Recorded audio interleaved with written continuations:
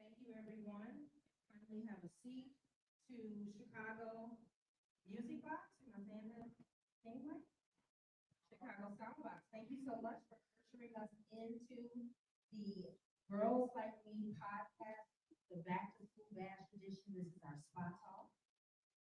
Thank you so much, everyone. If you can take your seats, we are going to get started with the podcast.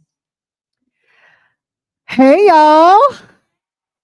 This is a really powerful and transformational conversation. The women who are here alongside me are absolutely amazing thought leaders, fierce and staunch girls advocates, educators. And so this room should really be packed because I'm telling you, if you are not in this room, you are missing out on a conversation. And it really is a conversation for our young girls as well as parents and educators, because we're going to be talking today about how we nurture the spirit of our girls throughout the school year, how we keep them safe in our homes, in our schools, and in our communities. And so to introduce the powerful women that we have with us today. Okay, so we're going to have the girls introduce each of the guests who are here. We're going to start with Miss Chaz. Who has Miss Chaz? Okay, so Chez Smith, she's the founder of the Girls in the Hood Foundation. Okay, and then we have the beautiful Dr. Venus Evans Winters. She's a professor, clinical therapist, an author, and the founder of Planet Venus Institutes.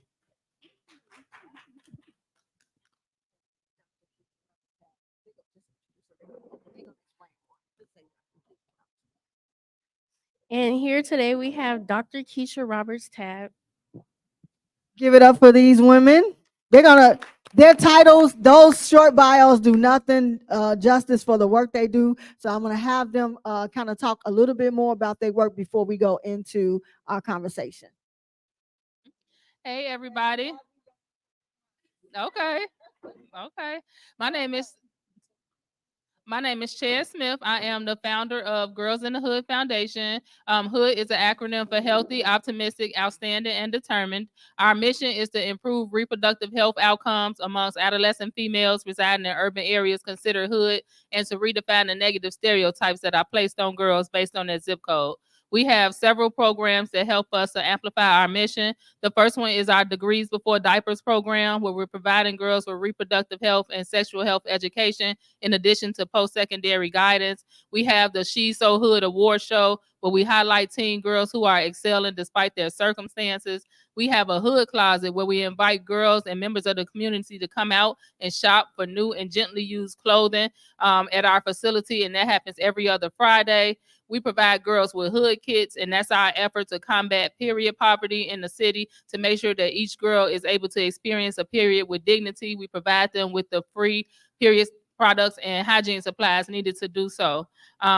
That's just a little bit about Girls in the Hood Foundation, but one thing to remember about us is that we're here to provide all of these services without judgment. We have a great teen parenting program too, because we don't teach girls that their life is over.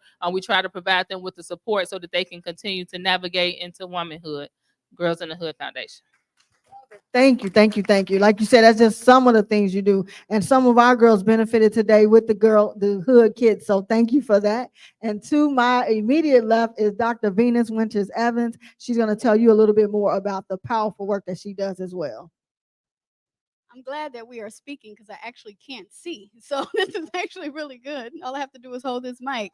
So my name is Dr. Venus Evans Winters. I do go by Dr. V. I'm a licensed school social worker, a licensed clinical social worker, as well as a licensed clinical complex trauma professional and a health and wellness coach. And right now, my youngest client is probably 12 years of age. My oldest client is 73. I see men, women, all genders in my practice, and I work with people from diverse racial and ethnic backgrounds. As far as my doctorate, I'm also a professor. So I've actually been a professor longer than I've been a clinician. So I've been a clinician for approximately 16, 17 years, and I've been a professor for approximately 20 years. And I think it's probably at this point safe to say that I actually started most of the conversations that we're having about the state of Black girls in our public school systems. Before, nobody was talking about Black kids. What they were talking about was poor kids, urban kids, or Black students, and they were talking about it from a deficit perspective, whereas I said, wait a minute, where I come from, right, Black girls are actually in the classroom. Black girls actually stick to education, but at what cost? So even though we're making it out of the classroom, what are we sacrificing? And we're actually sacrificing our mental health, our physical health, as well as our spiritual selves. And so I do want to talk about that as it relates today to our overall mental health, wellness, and feelings of safety and belonging. This is the place we having this conversation. So thank you. And then I got my soul sister, my girl, all the way to the far left, Dr. Kisha Robert-Tabb. Listen, when we get together, it's going to be the Kishas. Okay, go ahead and tell them who you are. I'm Dr. Kisha Robert-Tabb. I'm also a professor. I am the Special Population Program Manager and the first human trafficking specialist for Cook County Courts. Like Dr. V, I started the conversations about Black girl and sex trafficking in the city of Chicago, wanting us to be more involved in the safety, the wellness, and the execution of keeping them out of the streets, keeping them off of those tracks and into classrooms like you speak of. I also am an author, but I am the founder of Girls Night Out, which is one of the things that I am most, being the first trafficking specialist is great for a court system, but being able to be the first person to go on the streets and say, hey, little girl, I can help you, or hey, woman, like her, the oldest person I've ever rescued was 68 years old, and the youngest was 11. And so for me, that's the work that I am most proud of, because we have to show representation when we show service. And sometimes we lend to other nationalities to come in and fix our problems, instead of having the people in our community that look like us going out and say, I do understand what you're going through, and I'm willing to walk this journey with you. And so that is what I'm most proud of. And I'm so proud of all of us on this stage, because I think we all can say that we are all pioneers and trailblazers in our given discipline that we do, our focus on girls. Nobody was talking about stereotypes and stigma and media correlation before girls like me. Everybody wants to be a storyteller today, but that wasn't happening before. Sex trafficking, we weren't even calling it sex trafficking, right? We were using words like prostitution and all these other things, right? Child prostitution. And Dr. Venus, you wrote these books a long time ago to tell people how to educate Black girls and how to create a healthy whole school system for girls and policies. And so, and Chaz, again, Everybody wants to say the girls who are, excelling, the prim and proper girls, the girls who get these accolades. But what about the girls like me, right? What about girls in the hood who are phenomenal, right? We have great gifts, but we also are faced with poverty and a lot of the other things that limit our possibilities. And we don't get chosen to be a part of these, affiliations, right? Those they don't welcome girls like us and the girls that we serve. And so I'm so grateful for y'all here today. So how this is gonna go is we're gonna have a really quick conversation, the four of us, really quick, about 20 minutes, just to delve into how we can, how educators and adults can create safe spaces and support Black girls. And then our divas are gonna be asking questions and leading us in conversation, and we'll follow their lead. So the first question was back to school season, right? We're all getting free book bags, rushing people to get, all the forms and everything they need filled out to go back to school, right? But what are we sending our girls back to? That's a good question. I just got back from recently from West Africa and dropping off my own daughter into college. And so what are we sending our kids back to? Well, anybody who's been watching the news lately, conservatives especially have been doing this big push where they're trying to show the reading scores of students, especially Black students, the reading math scores of our students. And so the first thing we have to do is prepare our young people for that transition back to school. And to be honest, we have to just be upfront. We have to let them know what they're entering. Okay, sometimes these schools and these curriculums weren't meant for them. And right now they're trying to shut down our public schools, and they're trying to separate or segregate girls from these types of activities. They want to defund us. Nobody talked about how they funding our programs. They're not, right? Like, we're doing this right on our own. But second, they don't want to give them the curriculums. But that's when we step up. So we just have to make sure, one, let's fill our libraries and our classrooms with books and stories and people that look like them, sound like them, that dress like them, and worship like them. Believe it or not, Kisha, that's a direct correlation between what they see, what they hear, what they read, what they learn, and their overall mental health. So the first thing we have to do is we have to protect their overall psyche. We have to protect their psyche. That's different from their brain. We're talking about something that we can't see. We're talking about mental models, because mental models will become a protective factor when the teachers, and I'm not blaming teachers. I know we got some great teachers out there that work really, really hard, but teachers, curriculums, and policies that push them out. Today, most of our girls, especially in CPS, they actually are spending more time outside of the classroom than they are inside of the classroom. So that's when we have to monitor not just what's going on, outside of school, but what's also going on inside of school. And I'm not going to put all this responsibility on the parents. I want to empower our girls to advocate for themselves. And I want those of us around the room who's listening to the show, we also need to learn how to advocate for them. And that starts with literacy, critical gender, racial literacy. And I know we're live, so technologically, I just want to do a real quick check to make sure we are live. That people, okay, perfect.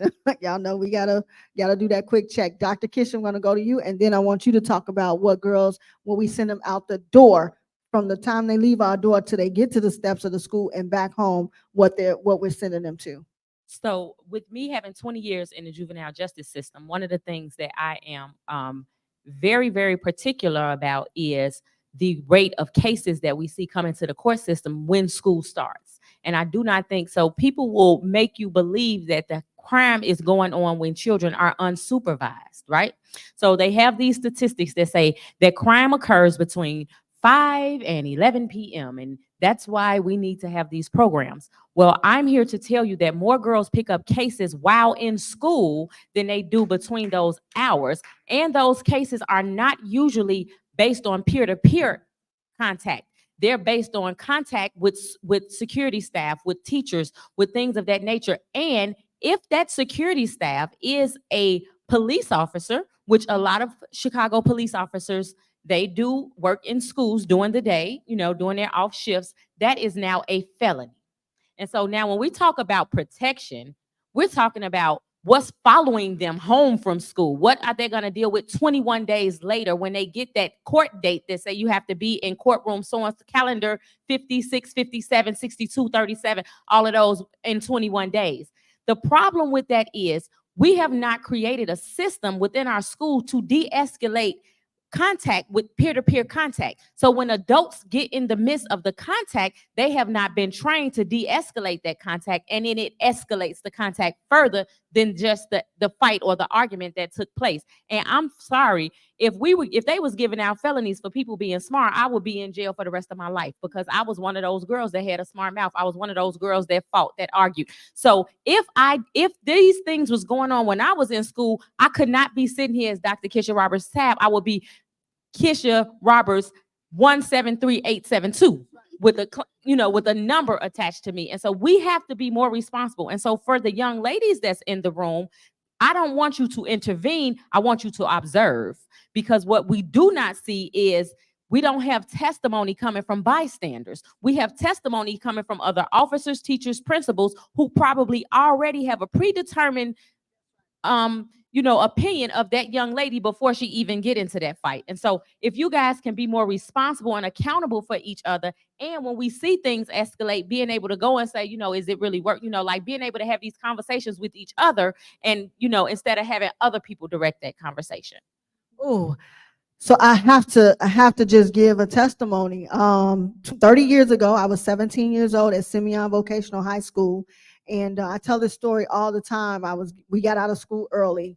The seniors did, and my little sister was a junior, and she didn't get out early, and we were staggered, but we go home together. So I had to wait for her, right? And waiting at the bus stop, the police officer keeps coming to me to tell me to move from in front of the school, get from in front of the school. Okay, so I go to the candy store down the street. It's only so much you can do, to spend to take up the time till she was coming out. Well, this officer, I guess I wasn't moving fast enough, wasn't responding. And of course, like you said, I don't like to call it smart mouth. I like to say that we were self-advocates for ourselves, right? We spoke up and spoke back. And so I was very aware that I had a voice. And so I used my voice. Now, I won't say that I was the most respectful tone, but I felt powerless, because I feel like I have nowhere to go. I'm waiting for my sister. Like, I'm not causing trouble. Why isn't there a safe space, right? And so it escalated. I wound up being slapped across my face at the hands of a 6'6" officer. He weighed no less than 250 pounds. Then he twisted my hand behind my back, and pushed me into the building where they had the SRO office. So the police officers had their office. My mother came to the school trying to get in the building, and they was like, "You can't come in here. She's 17. So I was immediately an adult, right? And my mother couldn't intervene on my behalf. And I had to go back to see that police officer every single day, although the case was dismissed and everything. And he would try to talk to me. But at this point, I am scarred. I have PTSD just looking at you every day. I have to come into this building. And this is what our girls are going to. The discipline, right? I spent 10 days suspended in one school year. That's not all the school year, but one school year, which meant that I missed so much work, so many opportunities. I missed the whole driver's ed piece, right? We don't talk about the disproportionate amount of times that girls are disciplined for the very same infractions that a white girl is simply encouraged from, right? Coached through or redirected through. We're seeing automatically as suspension, detention, expulsion, and arrest. So thank you for that, because we are sending our girls into schools where Chicago police, and I'm saying that because we're in Chicago police are the officers, but the whole CPD has a DOJ has declared that they need a consent decree, which states that 90% of the time they are using excessive force and that they are mistrained, right? But we're going to send our kids right into that system. And so, yes, back to school, huh?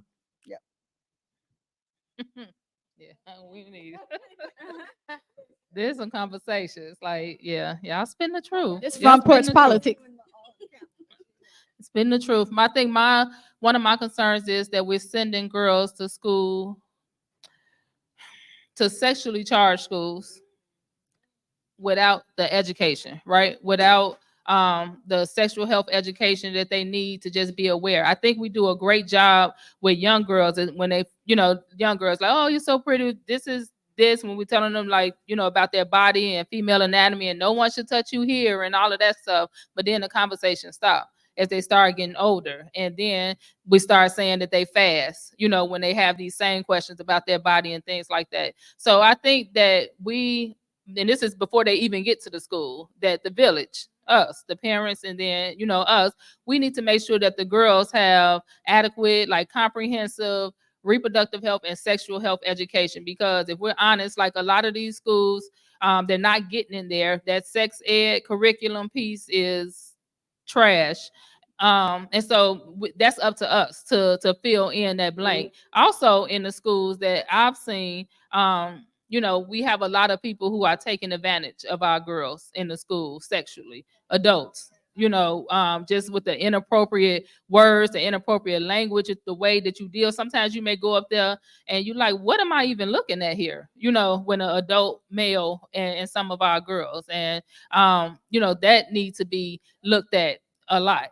And I would like to see just more, maybe some ambassadors, community ambassadors, walking these girls from home to school. So we're over in the Grand Crossing community, and you see these sweetie pies going past, and they, but you also see the elements, and you got to go past this and go past that. I got some green for sale, and this, and all this stuff that you have to go past before you even get to the school. So then girls going to school, they may have attitudes and things like that walking in the door.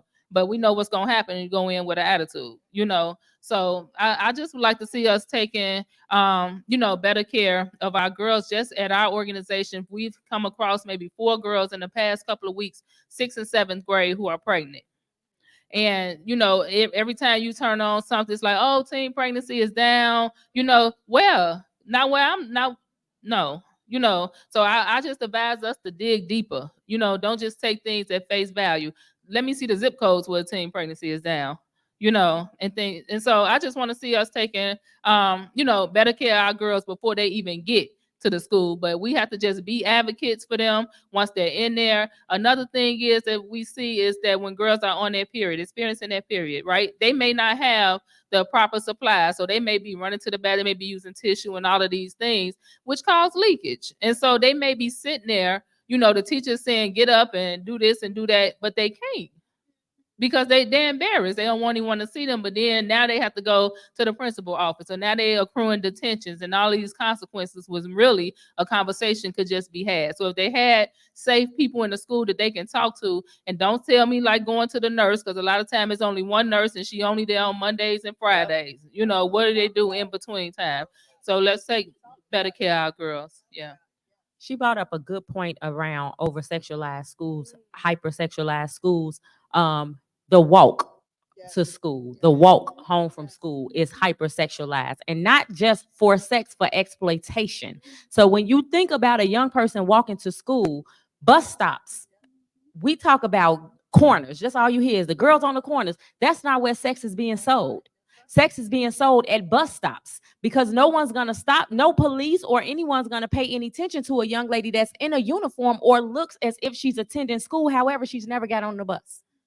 She's looking for the passing of cars and things of that nature. And when that element exists in our neighborhood, so do the oppressors. And so you have those individuals that know this is a high time. Trafficking takes place. The height of trafficking takes place between the hours of 11 p.m. and 10 a.m. So we're thinking, when you think about that time when you're getting on the bus, if you're going to a school on the north side, you're at the bus stop at 6:15 in the morning. You're at 95th in the Dan Ryan at 6:15 in the morning, that is a huge track in the city of Chicago, a huge track. And sex is sold when individuals who buy sex is present. So it's sold during those times, those specifically industrial times. So men take the train to work. Men man the train in industrial areas. Honestly, let's just be honest. In industrial areas, when traffic is happening around areas in which steel mills exist, car plants exist. All of these things, we do not pay attention to where our children are traveling. And so when we are instructing our children around how they get to school, they need to avoid those areas, because those are areas when recruitment, advertising, and exploitation is constantly taking place 7 days a week. And we need to go deeper into that, because I think that a lot of times we stereotype girls and stigmatize girls so that there's a certain girl who we should be looking at, who we think is the profile, fits the profile, right? But as you just said, this girl, you may do everything for your child. She got school uniform, she got everything, but she's going out that door and you don't know who is outside watching, who's outside taking note. And I try to tell these girls too, like, I don't think we're preparing girls for the fact that they do want to feel pretty. They do want somebody, that they do want to be affirmed. You can't just say go outside and don't listen to somebody. They starving for attention. They starving to be edified. So what are the tools that we're giving them to say, this is how we can edify you, this is how we can affirm you? So when Mr. Ray come, or whoever, right? Because I'm telling you, even these predators don't look like, there's no predator look. And you Predators don't can be always see the college, right? predators They can be because it's 19. online. Yeah. And it's online. They can be teachers. They're online. Coaches. So another thing, 9 out of the 10 cases in which I have assessed, most of them, they met their turnout, which is the person that introduced them to exploitation, online. Not in a situation where I was, Mr. the white van came and that's not what's happening at all. And so another thing that I want to piggyback, you said we want to feel attractive. We have to understand, as Black women, we are the symbol of beauty now in every platform. So those days of blue-eyed, blonde head, skinny, up, down is not the symbol of beauty anymore. When you look at every beauty platform, all Black women hold those titles. So now we have changed the element of beauty. And so it's not just the people that look like us that's attracted to us. It's the people that always downed us that are also attracted to us in these areas. And so one of the things you talked about, some tools. The grooming process is not about how you look. Grooming process is about the vulnerabilities in which you have displayed. So those vulnerabilities look like neediness, low self-esteem, pretending to have self-esteem, too much time on your hands, economic vulnerabilities, not being able to provide your needs, not having a sustainable support system, all of those things. And so for the young ladies, please open your ears when I tell you the only way that people are able to identify those vulnerabilities is because we put them out there on social media. We talk too much. We tell too much. We share too much about what it is that we need. Find somebody that you can trust and allow them to make those connections for you. Stop crying out over social media, because the person that's listening is not there to help. So I do want to add to that. So basically everything that we've just talked about, they can fall under 3 categories. 1, school push out. So school to criminalization pathways. Another one is the adultification of Black girls. And another one too, we're talking about the sexual abuse to criminalization or trafficking pipeline. And I wanted to add, so keep in mind, we're talking about these protections in schools and policies and curriculums, and how do we teach and how do we protect their overall mental health.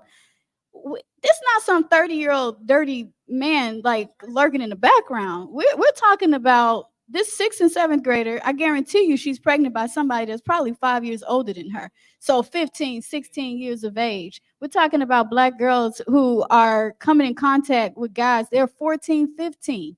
And so you got 19, 20-year-old men who are basically trafficking these girls. They're grooming them. And you're right, they can find them. Now, I would say this. I know it's really difficult to admit this, because we're actually, the people who we're criticizing are the people who we're leaning on. Yep. So we're just going to pretend like that teacher report about sexual abuse in the public school system didn't come out in that decade. Over a decade. And hardly anybody was charged with anything but sent to counseling. So now we're talking about disparities in the discipline and punishment of Black girls. And it's hard for us to have that conversation. So this one, we are grooming our girls to be overly disciplined. Like, I could stand it. I'm a soldier. I can take that. So whether we're talking about a smart mouth, I did have a smart ass mouth. I just want you to know that, okay? So all of my names on the board, checks and suspensions, okay? And I like the Keisha said she had one fight. I was like, damn, I can't even count the fight. I said one fight that got me 10 days. They got the 10 My days. mama will tell you different. She had to be at the school almost every week, and that's not And exaggeration. but you labeled that too, as your mama taught you to advocate for yourself. Your mama also had to have this conversation with state officials in Nevada. Your mama also taught you, nope, I told you to stay there and wait on your sister. So you had to decide if you was gonna get your ass beat by your mama or that police officer. And none of us here advocate for corporal punishment anymore. We just don't. But we're just saying how we were raised. That does spill over into how we cope and how we deal with conflict at school. Because I'm telling you now, if my cousin in a fight, one fight, all fight, right? So now, how do school policies? Look at our mom, and right? But how do how do school policies account for Black girl culture?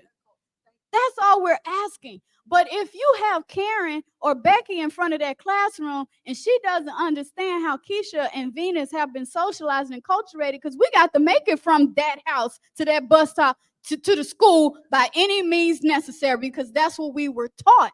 Now, are we going to accept that Karen or Becky is going to try to deculturalize us and take all of that tenacity out of us? All of that tenacity, what our sorority call fortitude, they're going to try to school it out of us to survive in their environment. And what's the chances of us even making it in their environment? We have to survive this environment. And I need to highlight and amplify this, because sometimes it's not Karen and Becky. Sometimes it's Dr. Valerie. Sometimes it's they look just like those girls, and except they got permed hair and they got a St. John suit on, and they so full of respectability that as soon as our girls come in, as they are full of their flavor, bringing who they are to the table, we want to tell them that they're not enough, and so they discipline now by how they look, because their hair is not coiffed right. They want to be disciplined because they don't have, their shirt may be showing some skin, a belly or whatever. But we don't say that when Sasha and Malia taking pictures with their stomachs out, right? And so it makes our girls feel that they're less than. Yeah, so we're being policed. Yeah, we're being policed by some of the older women too, or women in our own communities, and that's because they want us to try to fit in. And all of us have been to these classes of, oh well, if you just talk this way, and if you style your hair this way, and if you walk this way, and if that wasn't that short, I'm sitting here, I'm watching this sister dress. I like your legs, by the way, and all I keep thinking is, dang, that you would have been put out the classroom. You would have been judged before you could even open your mouth and say what you're doing for everybody up here. In our hair, because of our hair. So we.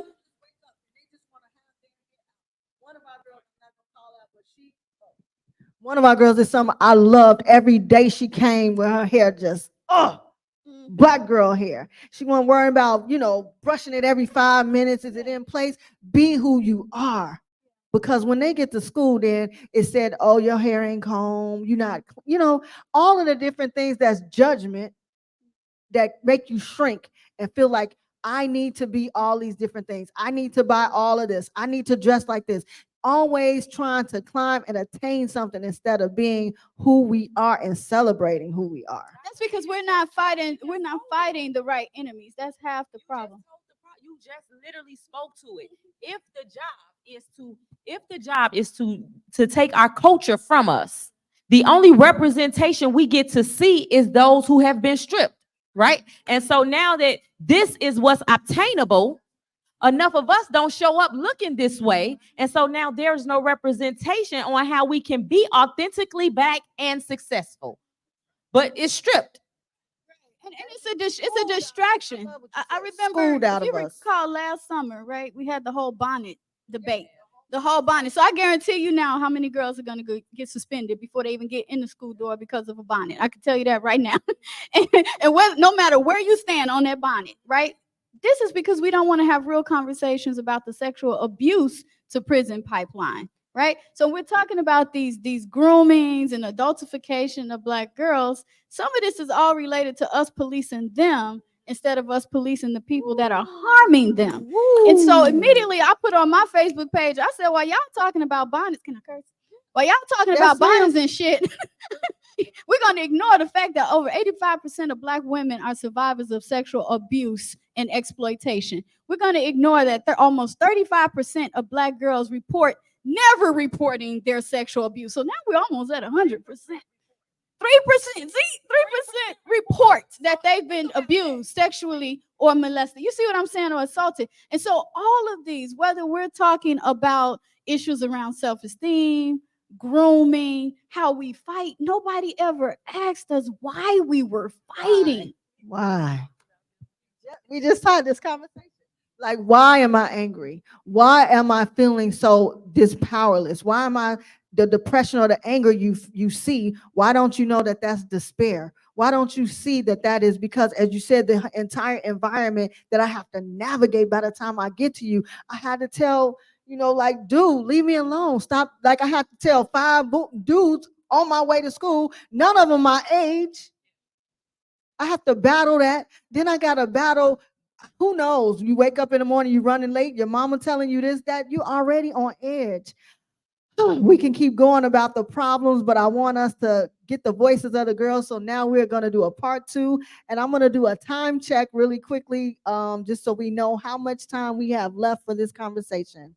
It's 1:04. Okay, we have 20 more minutes to go for this conversation.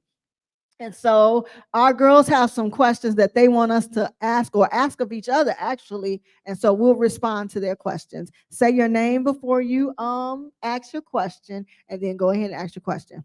Okay, I'm Jada, and my question is, how do positive affirmations influence your self-confidence and self-esteem? Okay. I like that one.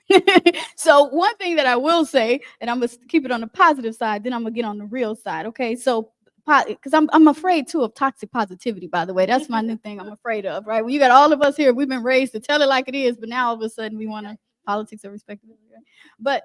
But self affirmations actually work. Again, I can't go into. By the way, I'm also a hypnotherapist, so I can hypnotize people as well. And so what I will say is positive affirmations, anything positive that's coming into your mind, what you hear and what you see, it actually becomes a part of who you are, even at a subconscious level where you can't see it. So you do want to say something positive. You have beautiful eyes. So you can look in the mirror and say, I have beautiful eyes because Dr. V said so. I love how you styled your hair. I'm going to go out in the car and try that on my own hair today. How about that? So you have beautiful hair, and I love your dimples. I have great dimples. I am smart. I love my eyes, right? My body is strong. I know how to stand on my own, right? Those positive affirmations. And you can even like download on apps positive affirmations. So this is really, really interesting. Okay. But I love to use this analogy in my practice. People don't understand. They think, oh my God, this is just so stupid. Talking about, I love my hips, right? I think my stomach is tight. I think I'm fine just the way that I am, right? These are things too that it feels so uncomfortable for Black women that even I joke about it.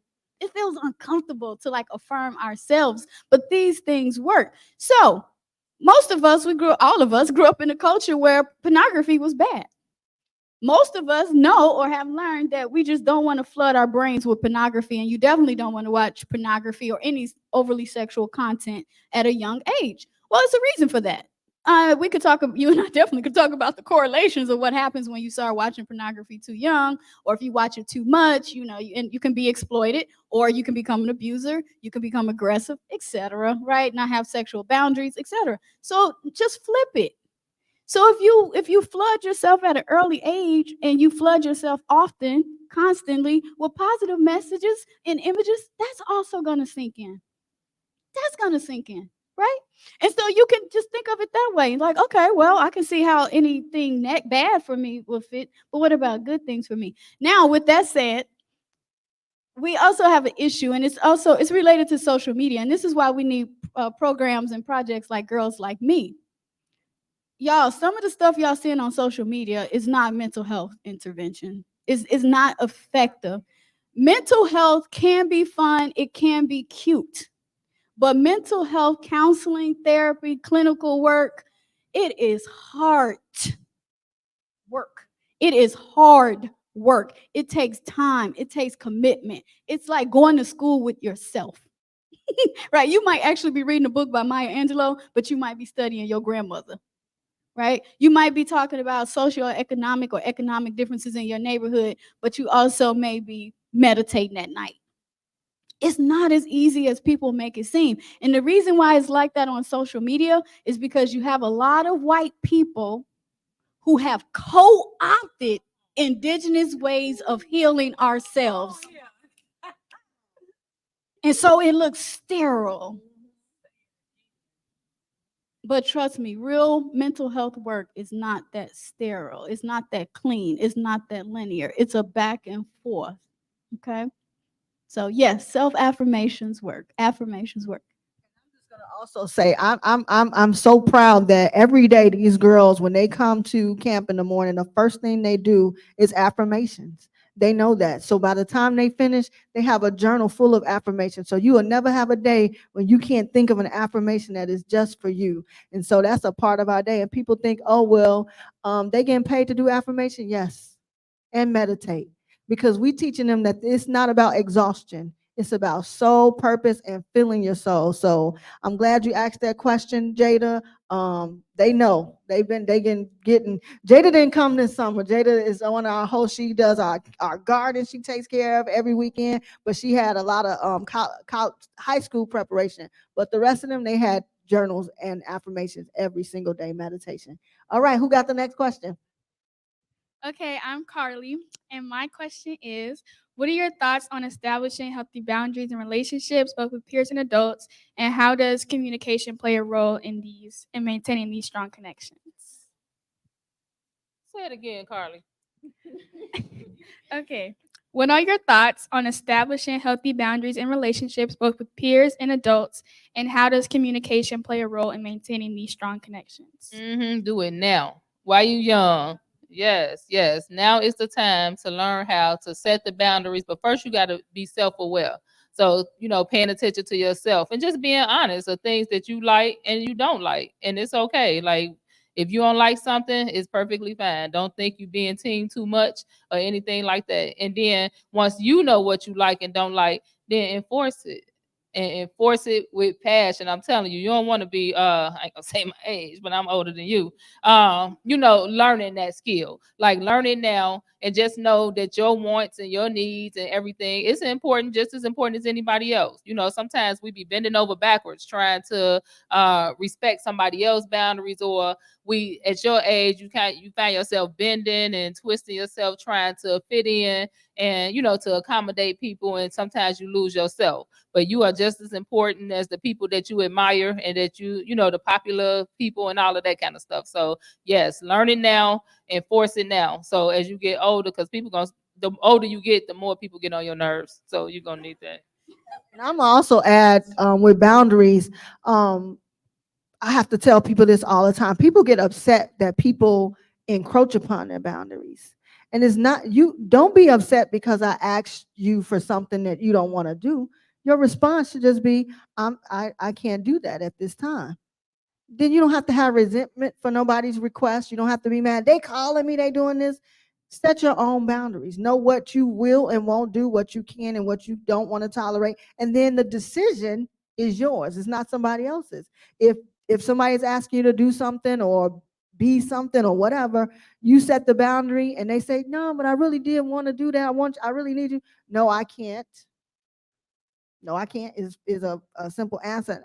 And I also want you all to know that your boundaries are effective for everyone.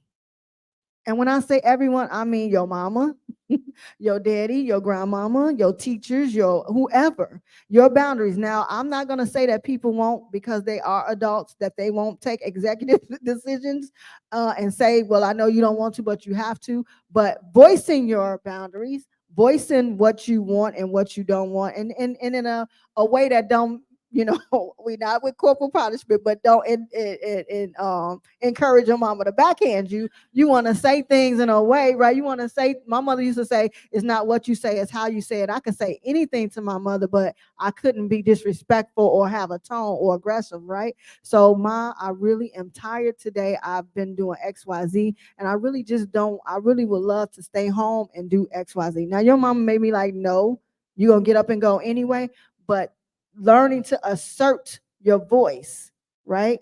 And we want parents and educators and adults to hear our girls when they're telling us how they feel, when they're telling us that they're tired, when they're telling us that they're not comfortable doing something. When they're voicing these things, we have to then step back and say, what's more important, my child's wellness or whatever this thing is that I want them to do, right? And sometimes it is going to be ice cream and vegetables, and you are going to say, yeah, I know you want the ice cream, but you're getting the vegetable, right? But we have to also be listening and be flexible to hearing their voices. This is probably not the most popular answer to boundaries, but in order to be able to sustain boundaries, you first have to check your motives. You have to figure out, why do you feel like you should do the things that you don't want to do, and what are you looking for in return? And in order to be able to say that I'm going to set these boundaries, you have to be accountable to your motives. So if your motives is for people to like you, your boundaries are always going to be stretched. But when you look at why the yes is so frequent and why you're uncomfortable when in your no, then you'll be more comfortable saying, these are my boundaries and I won't waver in them.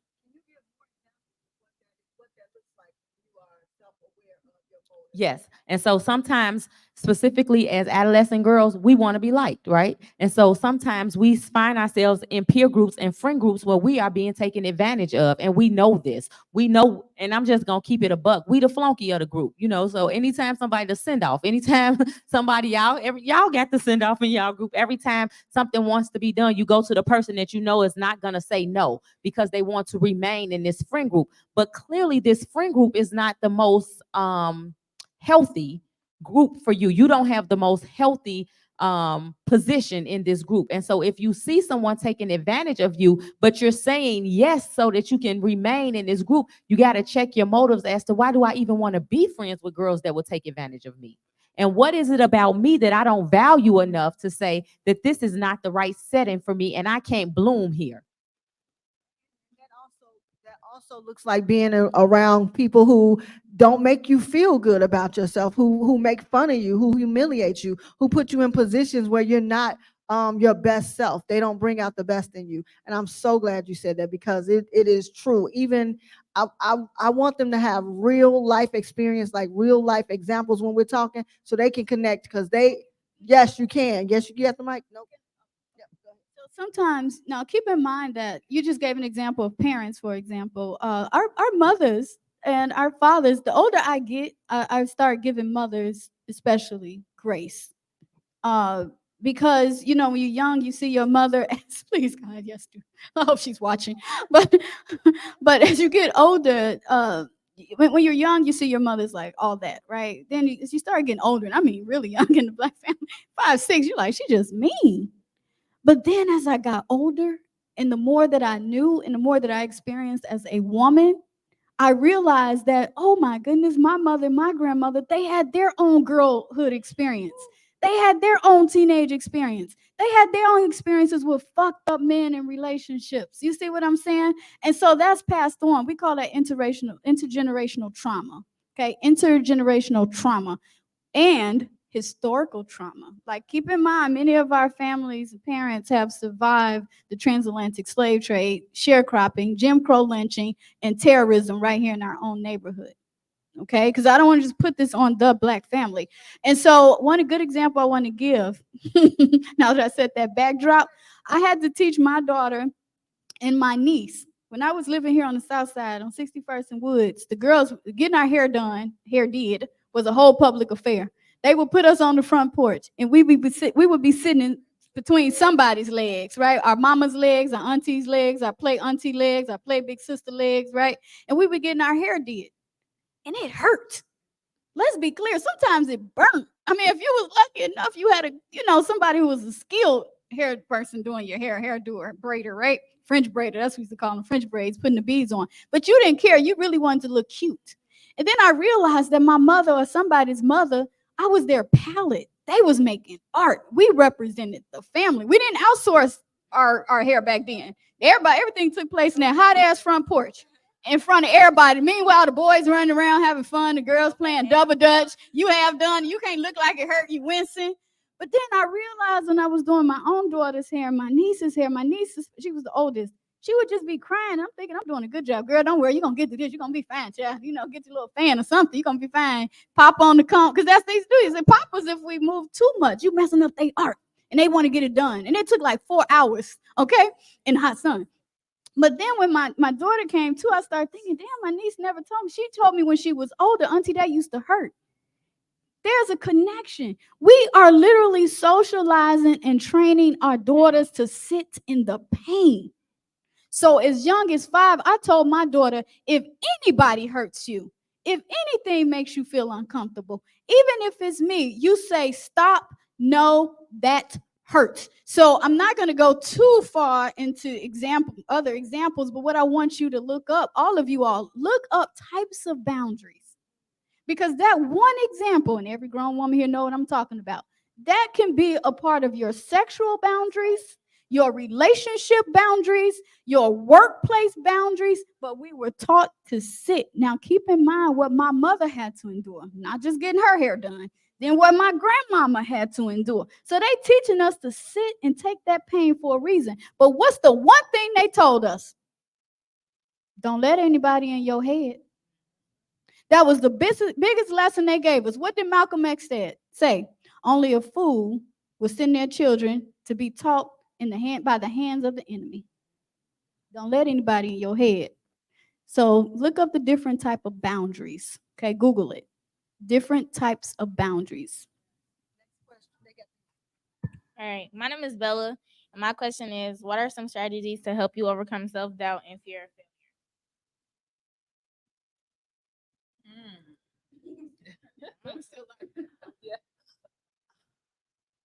Repeat it, Bella. Oh, okay.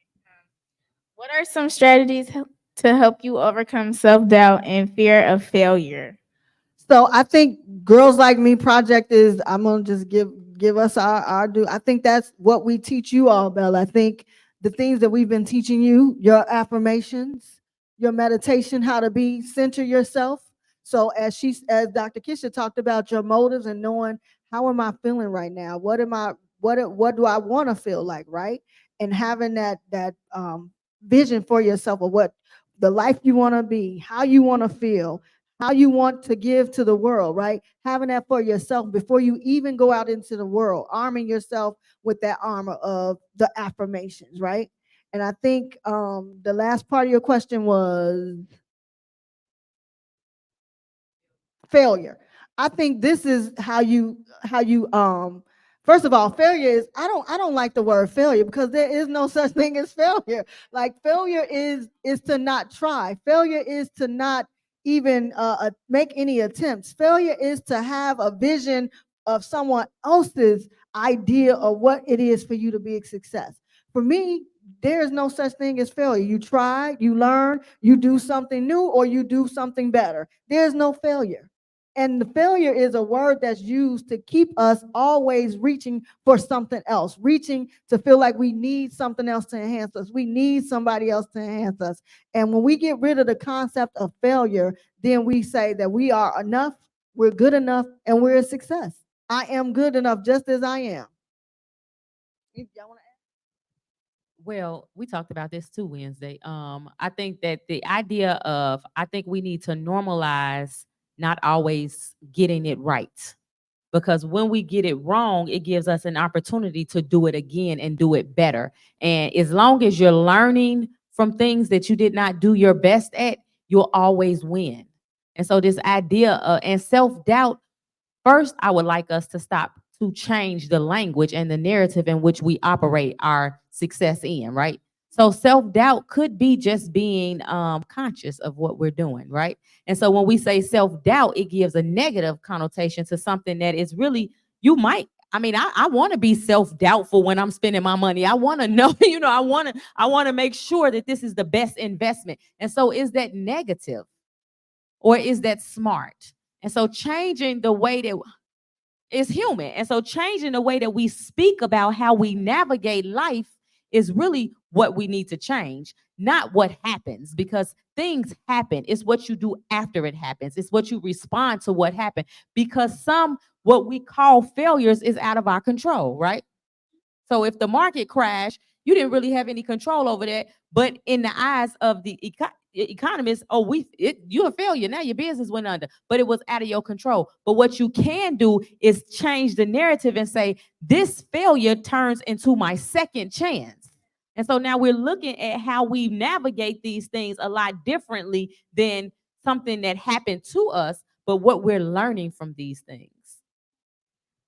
I would suggest that's just having an attitude. So I have a 23-year-old son and I have an 18-year-old daughter, and I've worked with girls all over the country and internationally. So what I would say is have an attitude of I can't fail. I can't fail. Now you can't overcharge that card, but have an attitude of I can't fail, I won't fail. So how does that happen? Put positive people around you. I get on that road when Kisha calls me. I get on that road because I know what she's doing. And no matter how stupid I look on Instagram, I still don't know how to freaking go live, but I just keep trying it because I know that there are people who are counting on me, who are more important than me, who are committed to the work. And you never know who's watching you, by the way. You never know. I've been to the White House.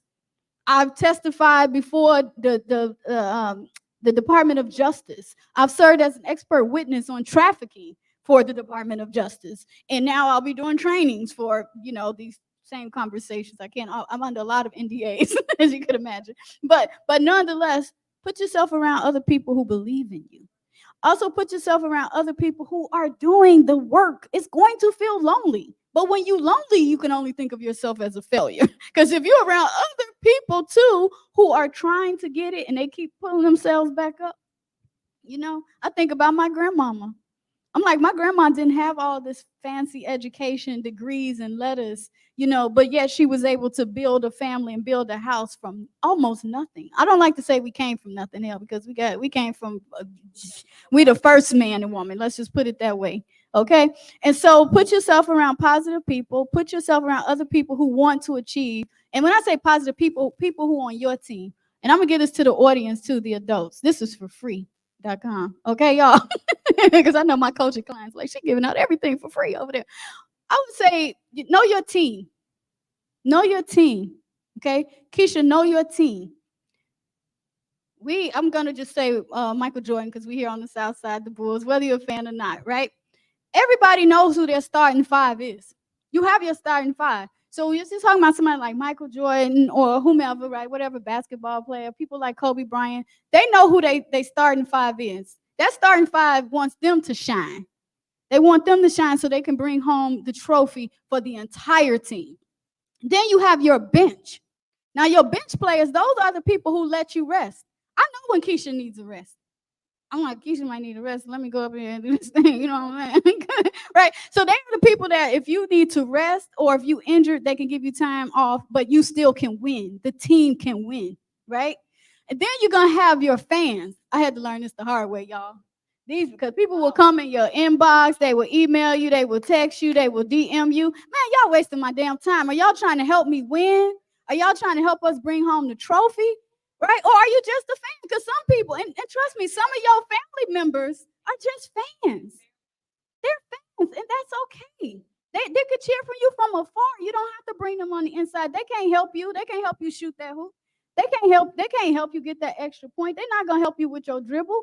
They just there to cheer you on. So just know the difference. Woo! My starting five. What's the over there? Got to give my shouts out for real, because this wouldn't even be taking place, because that's very real about a team. And Dr. Kisha and I talk about this all the time. And Chaz, I'm sure you know, and just to segue to this work that we do for you all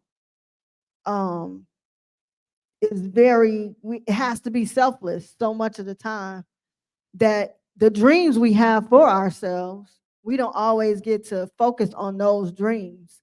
And a lot of times we just have a vision. We just know what we were assigned. Like, I didn't ask to do this work. I would rather be working on documentaries, films, television, living in LA. I promise you.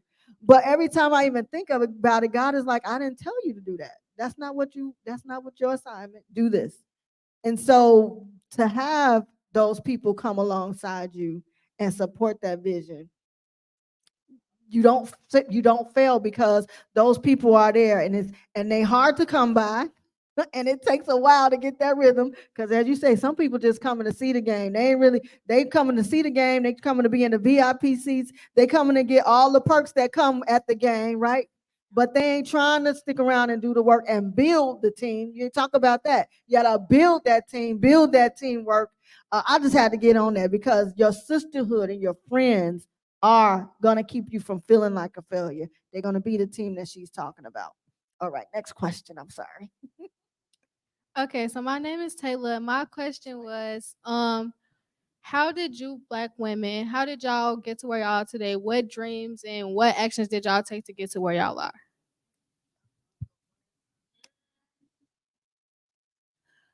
This ain't even where I wanted to be. It's not where I thought I would be. It just was, as y'all be saying, life was lifing. Like, different circumstances happened in my life that, has brought me here. But now when I look back, I'm like, oh, okay. So you was training me to, to get to this point.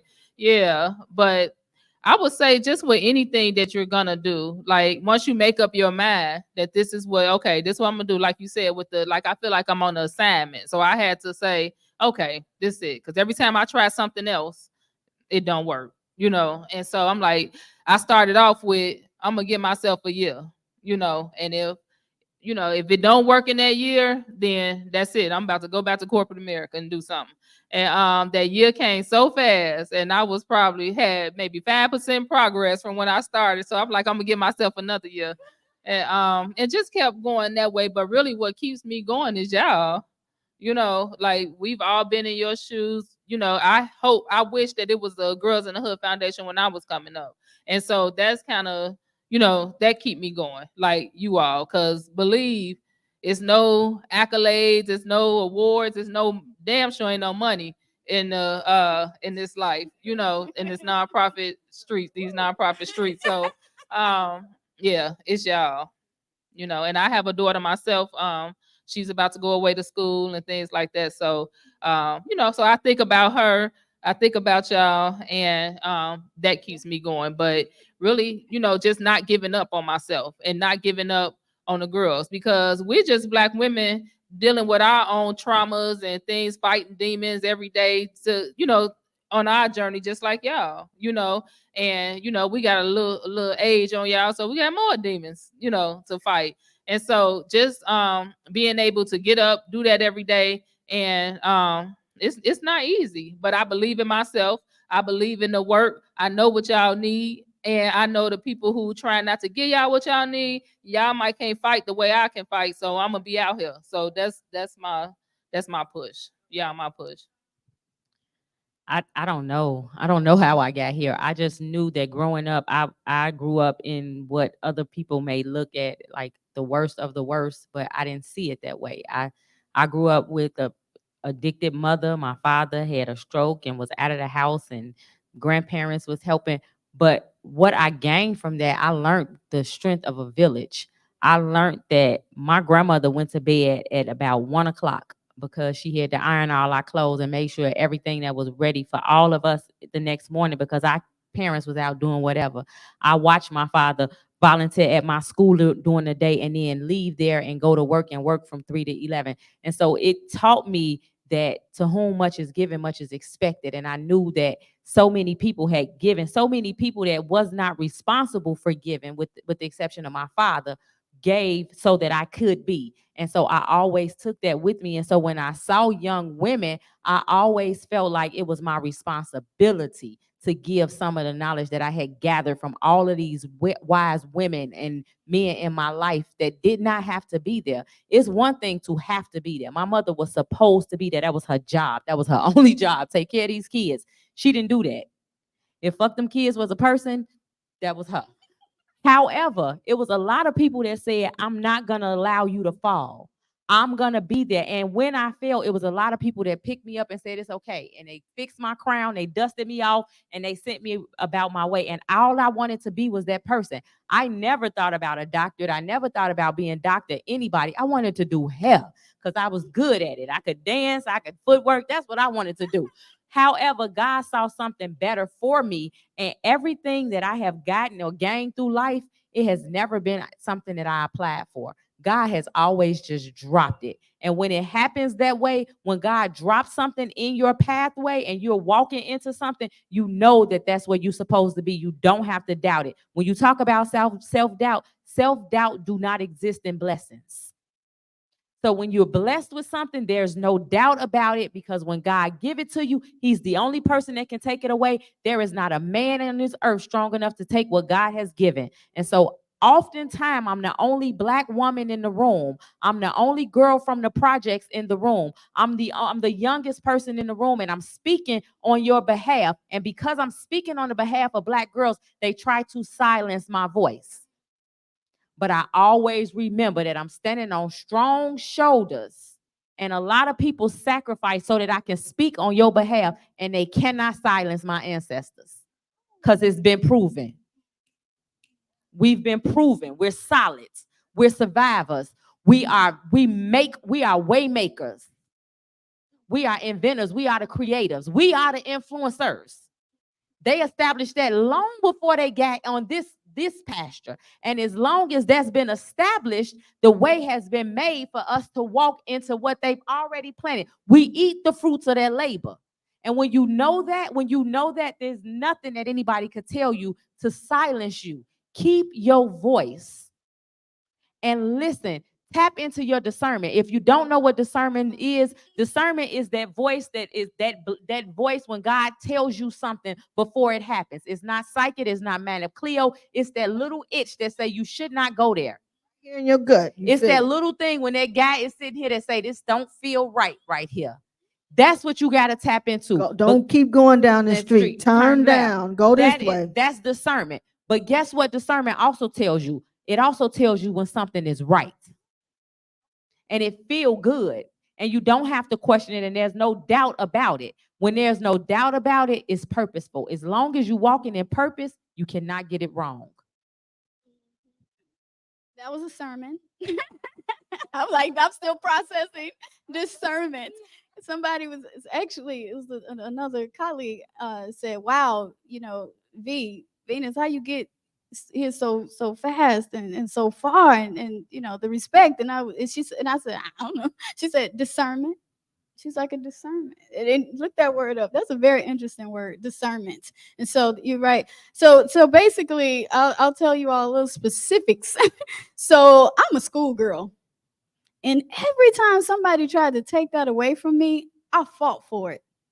Even when I got tired, because you get to a point you get tired of going to school. And I think for me that was around middle school. I started skipping school. Now my parents watch.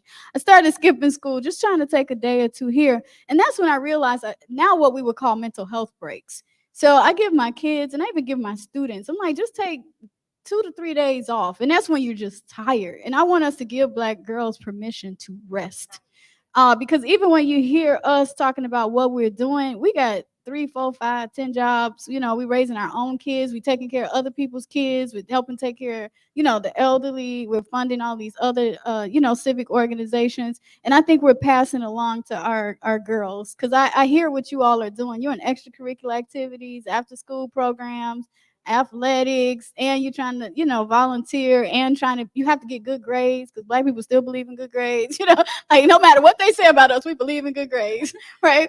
And so I just want to give y'all permission to rest. So how did I get here? As someone who studies the culture of psychology, it's the term that I like to use. It's called Black girls resilience. And it doesn't mean that we take a beat down. It just means that we use our cultural ways of knowing, our gender and cultural ways of knowing, to survive and navigate spaces. And then once we're in those spaces, we figure out how to change and transform those systems in those places. And so as a schoolgirl, I can tell y'all now, I like books. And I'll be honest with y'all, because this is not popular.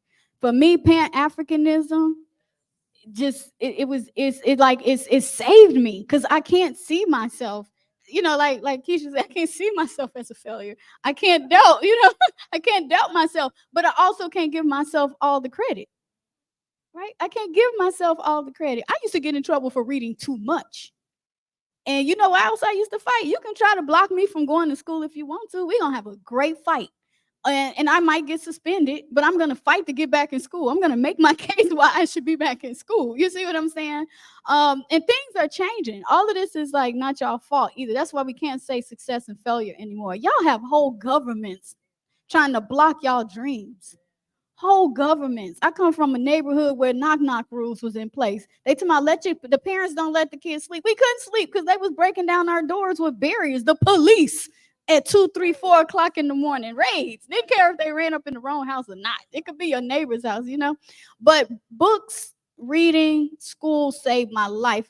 It was something about school. Now, keep in mind, most of us here over the age of 40, our parents never thought that the school itself was our only way of learning, right? So we know, I'm telling you, we need to go to after school, before school, Saturday school, summer school, you know, that's ran by Black people with African-centered curriculum and principles. Also, Kisha just said church. I did. My mother passed away when I was 9. I was raised by aunties, great aunties, uncles, you know, so when people say, where you get that voice from? Y'all know where I'm strong. I grew up around strong men, but I grew up around strong women. But a lot of my problem is, too, I also grew up around Black men that had the last say, and they could smack a woman in the mouth if she got, you know, I was smacking her in the mouth. Who you talking to, right? I mean, they was going to have a good fight. You see what I'm saying? So I think that those of us who are part of even the Pan-African community, we don't want to talk gender.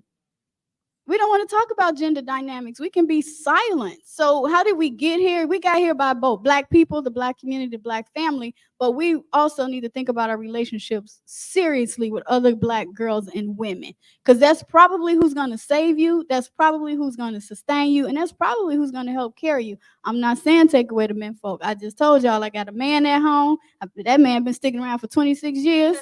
And I got a 23-year-old son. But I also got a Black girl, and I know she's going to experience life differently. And I don't think failure is a part of the conversation. I don't even know all the time if success has us in mind. Because what's success? How are you defining that? Degrees, dollar signs, you know, your bank accounts? Or is it how you feel and how you live and how you serve other people? And for me, it goes back to, first and foremost, my grandmother. My granny was my everything. My mother treated my granny like a queen, and so we all had to respect her as the highest thing. I really thought she was just as high as God. And because she practiced the value of loving God, it wasn't too far off. I was raised in the church every Sunday, sang in the church, was the commentator in the church. I was edified in the church. So everything that I was good at, the church, put that microphone in that girl's hand. She commentating for Youth Sunday, sing solo. So church for me was a huge thing. I love school. I love learning, but school wasn't a safe place for me, right? It wasn't safe for me with my teachers. It wasn't safe for me with the policies, and it wasn't safe for me with my peers. But one place that I loved going was in the library, and I discovered Maya Angelou. And Dr. Maya Angelou's entire series, from Cage Bird Sing, all the way singing, getting married like Christmas, all of these things. She talked about everything you just talked about, Dr. Venus. She talked about navigating a world full of men folk as your family. What that protection looked like, but also what it looks like to be vulnerable and exploited by men. She talked about her mother, her grandmother. Like, these things, I saw a mirror for myself. And so that's why media to me is so important, ladies, is because I think when you can see representation for yourself, whether it's in a book or a movie or a film, when you can see Black women who are strong, Black women who give you an example. Claire Huxtable, for me, Thursday nights, I grew up in the low end Bronzeville. So I saw greatness, but I also saw the lowest that we could be, right? But everywhere was edification and affirmation of my history. Whether it was the name of Robert Taylor, Ida B. Wells, whether it was the name of DuSable High School, whether it was Walter H. Dyer, Anthony Overton, Mary Church Terrell, I saw these names all around me. And me, who is that? I'm looking it up. So I got pride in my community, but I also got to navigate, as you said, crack pipes and all types of stuff, and fighting, getting my bag stolen, going to Burger King, and the kids from Robert Taylor Homes coming to snatch your bag if you can't make it home in time. So I had to do all of that. But Thursday nights, I turned on Channel 5, NBC 5, and the Cosby Show had me there with Denise and Vanessa and Claire Huxtable. And then Different World came on, and Whitley Gilbert and Kim Reese. So these were things that I knew I could attain and become. And I stayed in that library reading about herstory, as you all get every day. I had herstory moments every day because I wanted to know who are the dopest, baddest Black women. Even though I couldn't, my aunties were and my mother were homebodies, they worked in the community, but I just always felt a bigger calling. I felt a calling for my community bigger than my family. So I always was seeking that out in reading. Reading saved my life. Reading made me a better person. Reading is why you all get those herstory moments that y'all get tired of learning about every day, because I'm going to teach you, because I want you to reach for higher than yourself. I would say Oprah. Yes, girl. We literally grew up with Oprah on TV in 1984. And I used to, when times get hard, I used to actually pretend like Oprah was interviewing me. I even wrote that in my dissertation too. Yeah, like a part of it, had a conversation with Oprah. But yeah, Oprah definitely. And I do want to say too about Christianity. It's really interesting because many of us, probably the more we read, the more we know about history, we know about the complicated relationship between Africans and Christianity, especially the African slave trade and Christianity and colonization. But once Gandhi said, "I have no problem with your Christ, I have a problem with your Christians," right? He was really talking about white Christians. Let's be clear. Um, I do think that religion and spirituality is really important to our resiliency, okay? Because it would be our family, it was the Christians who stepped up when people got addicted. It was the Christians who stepped up when somebody was, like dying of illness or cancer. When there was a funeral, they were the ones who would collected the money or brought clothes or provided people with housing. So I do think that that's important. And keep in mind, that's the one thing they're telling us that we also can't talk about in schools. So whatever they're telling us not to talk about, we should be flipping it on its head and actually doing the opposite. Okay. We're going to round out because I think we're up against the clock. We're going to round out with resources. Dr. Venus, you got so many books that I want, not just for girls, but I want parents and educators need to have. And I'm going to put this out there because there's a situation that I know of personally where a young girl, she is 7 years old. For the last 2 years, she's been at a school where she's been experiencing intensive bullying, kicked in the face by her peers. One of the children who is bullying her is the daughter or granddaughter of the principal. The teachers, everybody is in on this, right?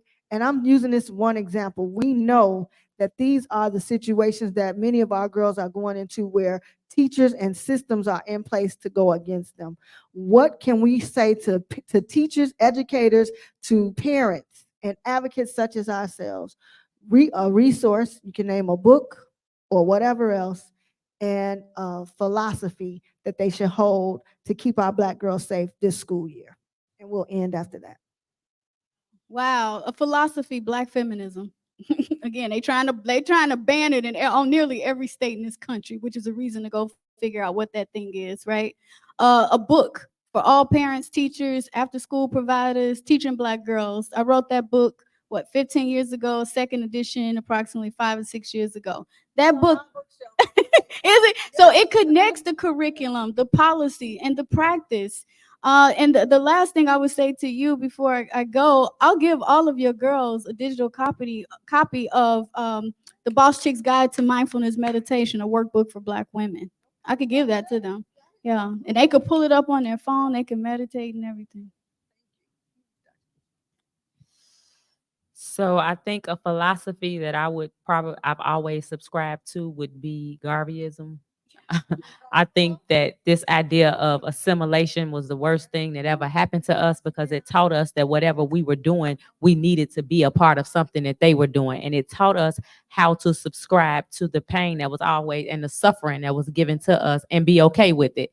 And so I think that, and so when I say Garveyism, if I talked about it in a modern context, it would be supporting the things that we are doing as Black women. And so, we don't have to assimilate to the sense of beauty. We don't have to buy products that is sold by people that that don't have our best health interests at heart, we can make a lot of these products, a lot of hair products and things like that. And so just tapping into our creativity, and start to support. When you see Black girls selling something, buy it. Because if we not buying it, they not. And so a book, of course, I would say for young girls, I think Whose Little Girl 2 is a great demonstration of how easy the recruitment into exploitation is. So Whose Little Girl 2 by Dr. Kisha Robert-Tabb. You find it on my site, but it really walks you through 6 incidents of exploitation and how the relational exploitation of the doctor that is responsible for giving therapy to these girls, how that magnified their experiences, because we look at commercial sex trade as something different than relational sex trade. We've been conditioned to trade sex for things that of value, and so that's commercial sex trade at its best. And so just looking at how our upbringing makes us so vulnerable to exploitation. That reminds me, there are some of our girls who are going to school hungry, so they exchanging sex for food. McDonald's, like, not just attention. And it's not said like, have sex with me, I'm gonna go get you McDonald's, right? We need to make sure we connect it. It's, you hungry? You want something to eat?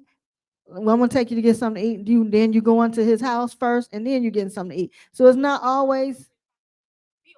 Now you feel like you gotta do something because you still ain't got the food yet. So I want us to be clear when we talking about these things, how it looks. But go ahead, your resource and your philosophy. And what you just said, the survival sex, like that is huge. When I think one of the things that I didn't say earlier, what we do is we have Hood House, which is a transitional living residence for young ladies experiencing homelessness, and it came about during the height of the pandemic. You know how we was all still out here trying to act like the world was still the same. And I was talking to the girls and saying, hey, you better log in for school and keep up with your appointments. And the girl was like, lady, look, I slept in the park last night. We had girls who were already in unstable living situations. And then when COVID came, y'all know people was like, you ain't coming in here. And so they lost a lot of their shelter. And so I had a lot of girls who was like sleeping on the red line train, sleeping in the park districts, but trying to get in there before they closed.